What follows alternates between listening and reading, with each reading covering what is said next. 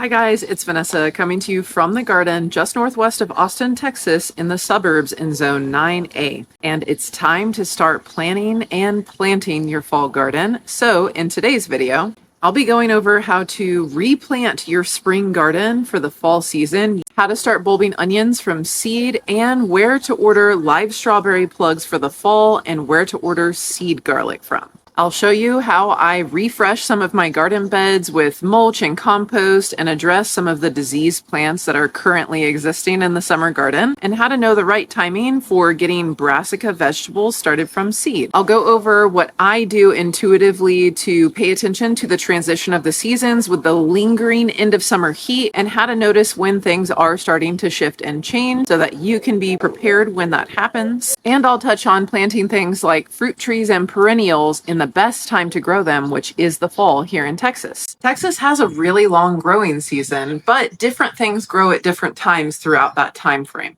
And spring in the southern states is really short-lived because the intense heat of summer happens quickly. So growing things like brassica vegetables, cabbage, Brussels sprouts, broccoli, and even some root vegetables can be pretty difficult to time correctly before the pest pressure sets in, which is why the fall season is really awesome for growing in Texas because it is the longest period of mild weather that we will experience throughout the entire year. But it can be really jarring and different to get into growing in the fall season because we have to think backwards when it comes to when to start our seeds and whether it's extremely hot outside when we transplant things, or do we hold off, direct sowing, how does that work?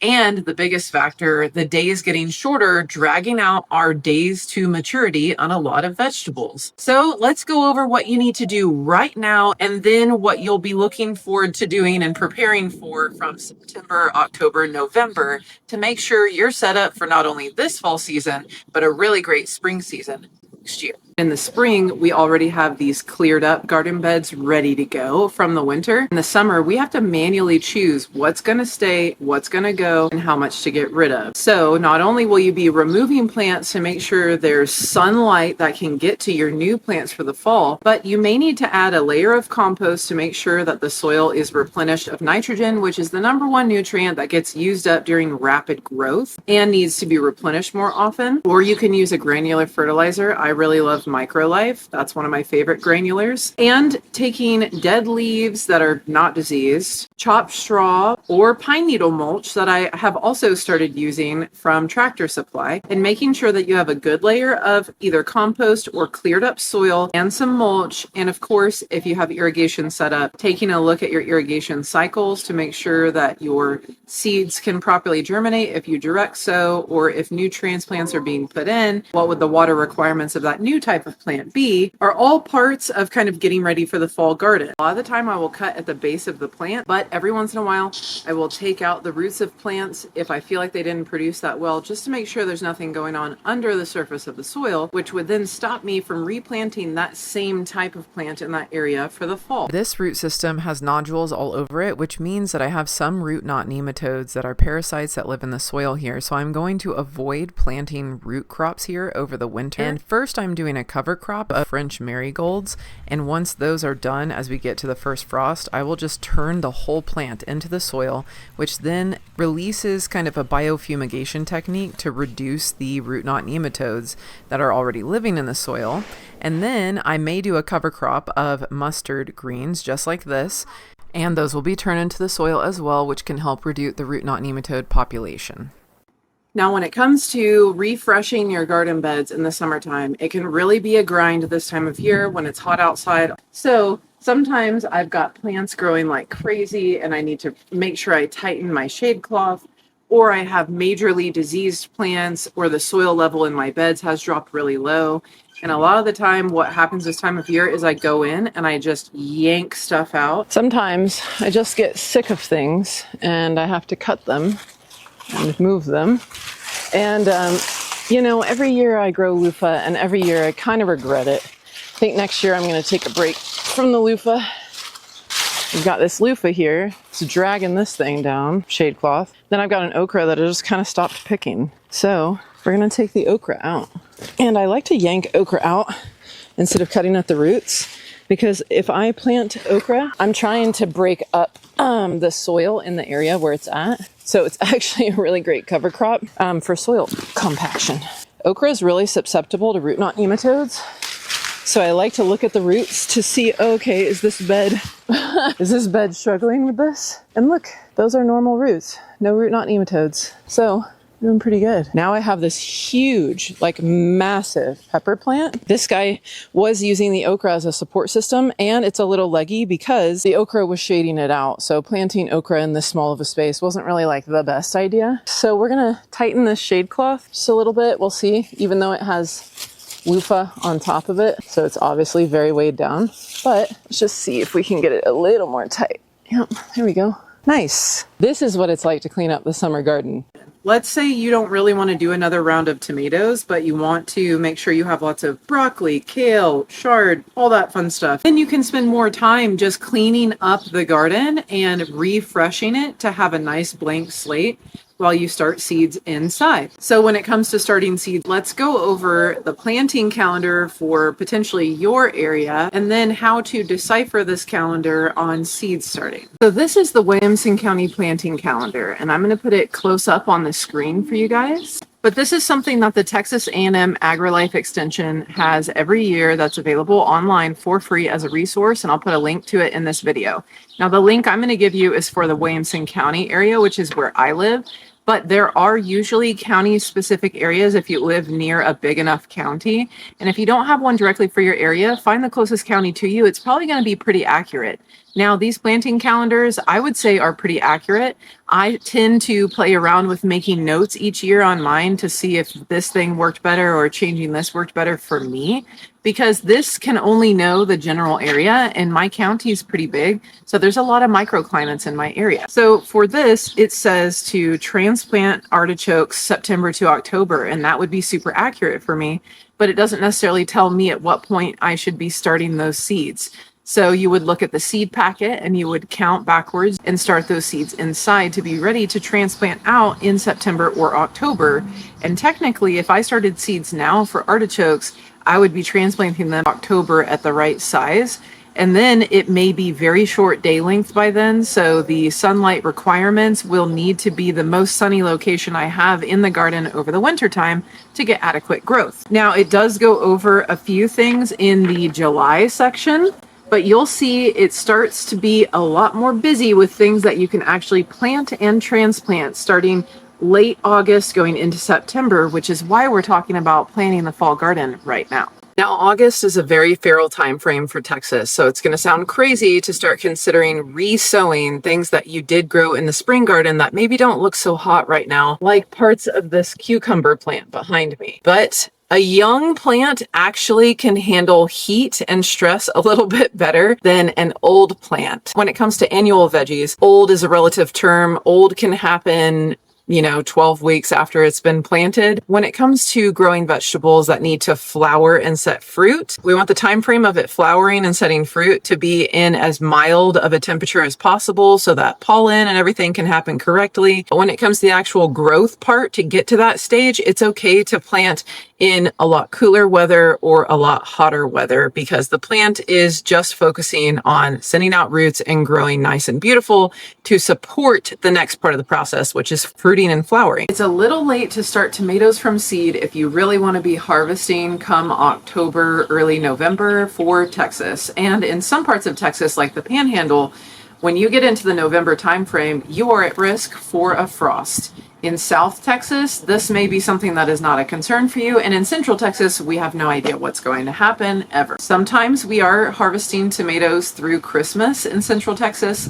So if you really have a variety you didn't get to try in the spring, or you just didn't have good luck with it in the spring, don't let me stop you from starting some more tomato seeds. But if you would like to bypass the process of starting tomatoes from seed, you can take cuttings from healthy plants. These are some tomatillos that I took cuttings of just a couple weeks ago, and this is a tomato branch that I took a cutting of. It's just been sitting in water and they've developed a pretty hardy root system. These guys are going to go straight back into a couple pots, and then I got to clear out a couple spots in the garden and they'll go right back into that soil.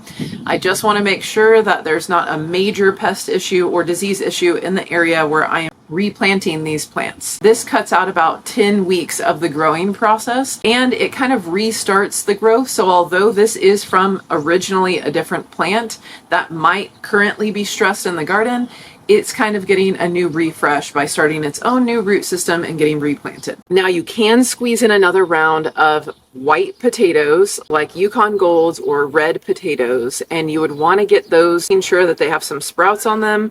Pretty much right now, you really want to take advantage of some of the warmth that will help them start to get roots out. But wherever you plant those potatoes, you want to make sure they can get some afternoon shade right now, because technically white potatoes really won't produce new growth or new tubers above 80 degrees soil temp wise.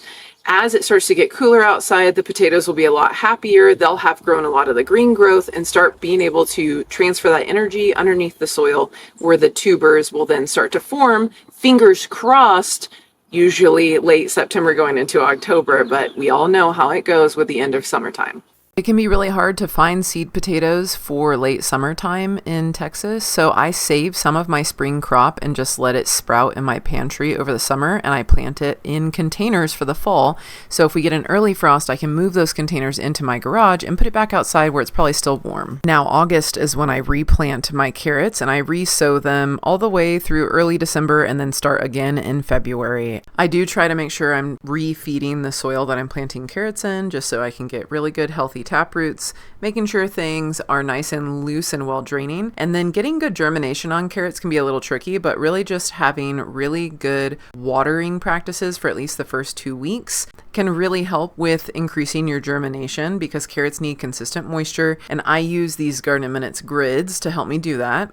And then using a fine mulch like a chopped straw or coconut coir to keep that moisture in, and within a couple weeks you will see carrot seeds popping up really regularly throughout the bed. For other root veggies besides beets and carrots, there's all kinds of fun things like turnips and rutabagas and radishes, daikon radish, and those are all really great to sow alongside things once it starts to cool down a little bit, or you know that cooling down might be just around the corner. So usually in September, mid to late September, I'll start direct sowing more things like that. But I find carrots and beets do pretty well sown into pretty hot weather, and then they will grow to maturity as it cools down, and that will help them not be too bitter, and they'll be nice and sweet by the time you harvest your first few rounds. But you would want to re-sow beets and carrots kind of every 2 to 3 weeks to make sure that you have a pretty regular harvest. For me with carrots, that means that as soon as a spot opens up in the garden, I'm just sowing more carrots, because I love garden fresh carrots and they're super fun to grow. You can also grow some herbs that are a little bit more happy in the cooler weather, like dill, calendula, and cilantro going into this time frame.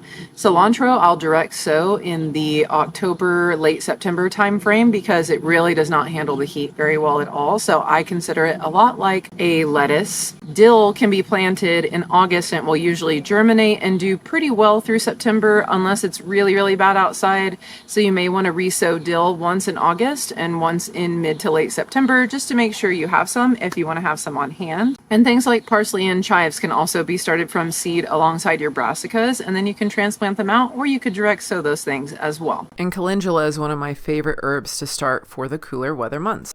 A lot of this calendar is based off of transplanting, so understanding when you need to count backwards to start seeds inside or direct sow can be a little bit tricky, especially when you're in the summer months.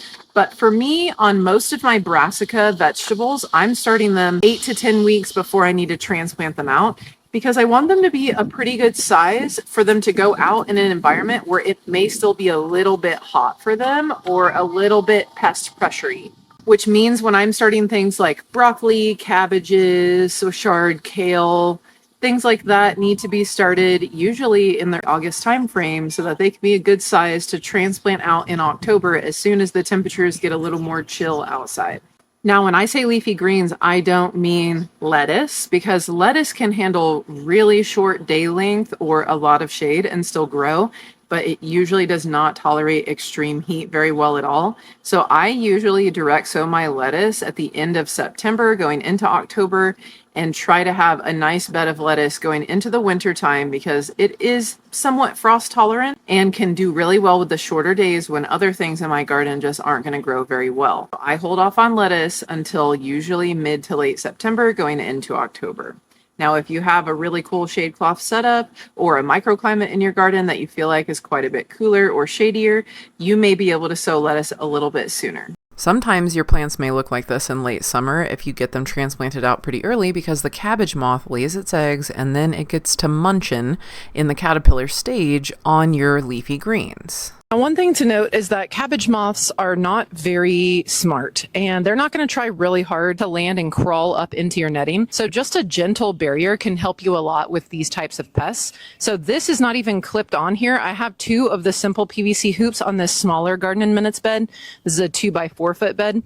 And I have some marigolds that I've left out here because the monarchs are coming to, have a little bit of nectar right now. And then all I did was tie a knot at the end of this, and it's just kind of stretchy and tension base. And then I can just slide it up and back down if I want to. And this is just one of the more simpler ways of doing this system. And I only had to cover my plants for a few weeks last year as we transitioned from late summer to actual fall going into winter. And this is what the plants looked like come December, early January. Healthy, very little holes, and leaving me with really good harvest where not once did I have to spray a pesticide, whether that pesticide was organic or not. And because I continued to sow my root crops like carrots that are pretty frost hardy throughout the winter time, I was able to continuously harvest decent sized carrots even when it was really, really cold outside all through the winter months. This can be a little confusing because right now I like to start bulbing onion seeds a little bit earlier than what's typically suggested, because bulbing onions just take a while to get to the right size where I would transplant them in the fall. So here's what it looks like when I start bulbing onion seeds and what it looks like when I'm transplanting them. Bulbing onions do survive mild frost in the winter, but when we get down to 14 degrees 1 or 2 days a year,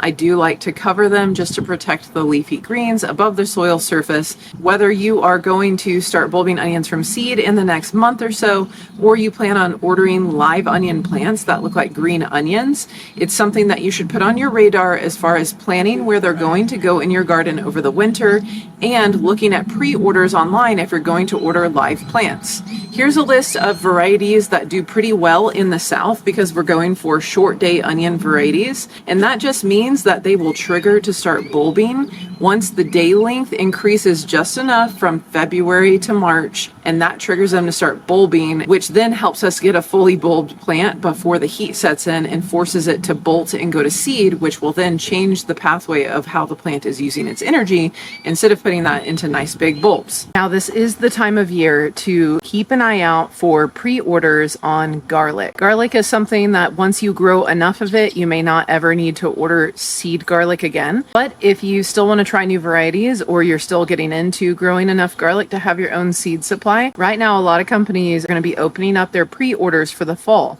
You cannot wait until the fall to get your seed garlic. You will be behind and you won't be able to find any most likely. I'm going to tell you the couple places I'm getting seed garlic from this year because I'm always trying new varieties. So one of the places that I ordered from this year is called Mad River Garlic. It seems like a really reputable place, but I'll be honest, I haven't tried anything from them yet, so I will let you know. But they had some good varieties, and 2 of the varieties I ordered are Chestnut Red, which is a hardneck, but it is more tolerated in southern regions. So I may actually put my cloves in the fridge for a few weeks before I transplant them out, just to maximize the effect of having a very cold winter in case we don't have one, so I can get as many cloves and big bulbs as possible on that. But I really love growing hardneck garlic because I get those scapes. And then I ordered the California Giant, which is a softneck. It's in the artichoke type, which is just kind of a subtype of garlic. It does really well in hot regions and has really long storage properties, which is really great in case I need to store it for a long time. I also am getting some garlic from Epic Epic Gardening because they did start growing garlic and they have some fun varieties. And you can buy them kind of one head of garlic at a time. So on the pricing wise, I would say maybe a little bit pricier than some of the other garlics, but not crazy high in cost, and allows you to really like choose a good variety of different things when you can just order a head of garlic at a time. So the variety that I ordered from Epic Gardening is the Shandong variety, which is from China, and it's in a region that primarily grows garlic, and it is a hardneck, but it often grows without excess vernalization, which is just the chill period that garlic needs to grow into multiple cloves. So I'm excited to try that out, and I do have a 5% discount at the bottom of this video in case you guys want to check out the garlic pre-sale.